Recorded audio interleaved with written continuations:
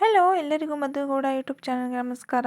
ನಾನಿವತ್ತು ತುಂಬ ಟೇಸ್ಟಿಯಾಗಿ ಪನ್ನೀರ್ ಮಸಾಲಾನ ಹೇಗೆ ಮಾಡೋದು ಅಂತ ತೋರಿಸ್ಕೊಡ್ತೀನಿ. ಅದಕ್ಕೂ ಮುಂಚೆ ಇನ್ನೂ ಯಾರು ನನ್ನ ಚಾನಲ್ನ ಸಬ್ಸ್ಕ್ರೈಬ್ ಮಾಡ್ಕೊಂಡಿಲ್ವೋ ದಯವಿಟ್ಟು ಬೇಗ ಬೇಗ ಸಬ್ಸ್ಕ್ರೈಬ್ ಮಾಡ್ಕೊಳ್ಳಿ. ಬನ್ನಿ ಹೇಗೆ ಮಾಡೋದು ಅಂತ ನೋಡೋಣ. ಒಂದು ಕಡಾಯಿ ಇಟ್ಟು ಕಡಾಯಿಗೆ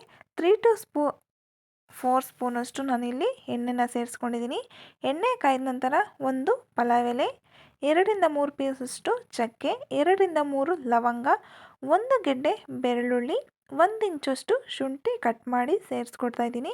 ಇದನ್ನು ಸ್ವಲ್ಪ ನೀವು ಫ್ರೈ ಮಾಡ್ಕೊಳ್ಳಿ. ಲೋ ಫ್ಲೇಮಲ್ಲೇ ಇಟ್ಟು ಗ್ಯಾಸ್ನ ಫ್ರೈ ಮಾಡ್ಕೊಳ್ಳಿ.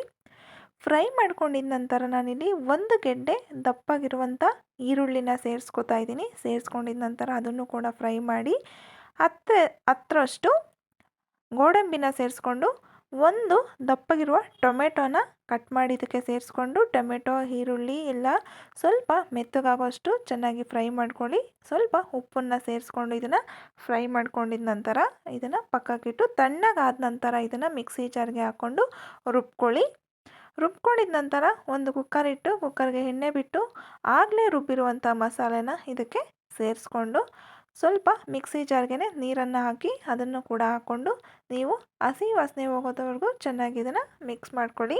ಮಿಕ್ಸ್ ಮಾಡ್ಕೊಂಡಿದ್ದ ನಂತರ ಇದಕ್ಕೆ ಚಿಲ್ಲಿ ಪೌಡ್ರು, ಗರಂ ಮಸಾಲ, ಅರಿಶಿನ ಪುಡಿ, ಸ್ವಲ್ಪ ಧನಿಯಾ ಪುಡಿ ಇಷ್ಟನ್ನು ಸೇರಿಸ್ಕೊಂಡು ನೀವು ಮತ್ತೆ ಇದನ್ನು ಚೆನ್ನಾಗಿ ಮಿಕ್ಸ್ ಮಾಡಿಕೊಂಡು ಒಂದು 3-4 ಮಿನಿಟ್ಸ್ ಇದನ್ನು ಚೆನ್ನಾಗಿ ಬೇಯಿಸ್ಕೊಳ್ಳಿ.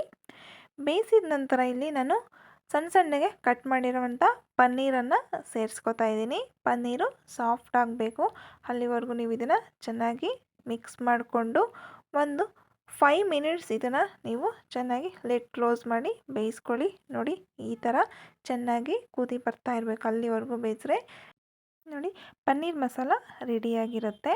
ಚಪಾತಿ ಜೊತೆ ಪೂರಿ ಜೊತೆ ತಿನ್ಬೋದು.